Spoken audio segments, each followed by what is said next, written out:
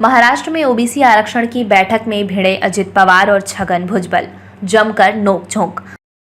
महाराष्ट्र में मराठा कुणबी समाज को ओबीसी आरक्षण में शामिल करने का विरोध हो रहा है।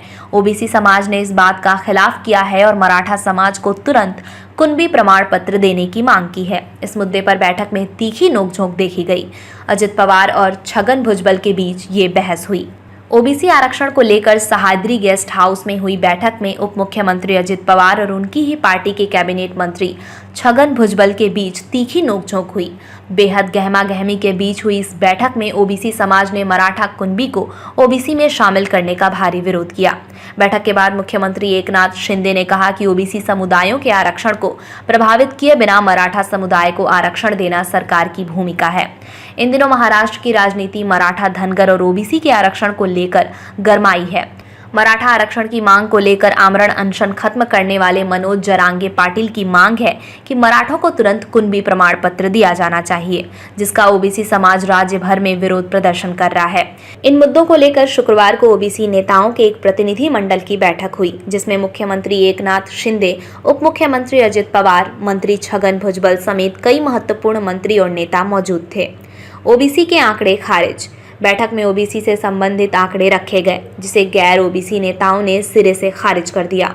आंकड़े को लेकर बैठक में खूब नोकझोंक हुई। बैठक में छगन भुजबल ने मंत्रालय में कार्यरत ओबीसी समुदाय के अधिकारियों और कर्मचारियों के आंकड़े पेश किए।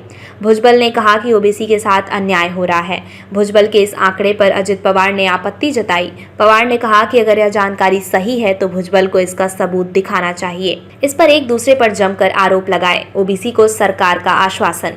बैठक में शामिल ओबीसी नेताओं ने कहा कि मराठा समुदाय को कुणबी सर्टिफिकेट नहीं दिया जाए। इस संबंध में सरकार तत्काल आदेश निकाले। सरकार ने कहा है कि संबंधित प्रमाण पत्र उन्हीं को दिया जाएगा जिनके पुराने दस्तावेजों में कुणबी का जिक्र है। इस पर भी ओबीसी नेताओं ने नाराजगी व्यक्त की। उप मुख्यमंत्री फडणवीस ने कहा कि ओबीसी समाज के लिए राज्य सरकार 4000 करोड़ रुपए की योजना चला रही है। केंद्र सरकार ने भी ओबीसी आयोग को संवैधानिक दर्जा देने का फैसला किया है। साथ ही प्रधानमंत्री नरेंद्र मोदी ने मेडिकल प्रवेश में ओबीसी के विद्यार्थियों को आरक्षण देने का फैसला किया है। उप मुख्यमंत्री अजित पवार ने आश्वासन दिया कि किसी भी समाज के आरक्षण को प्रभावित नहीं किया जाएगा।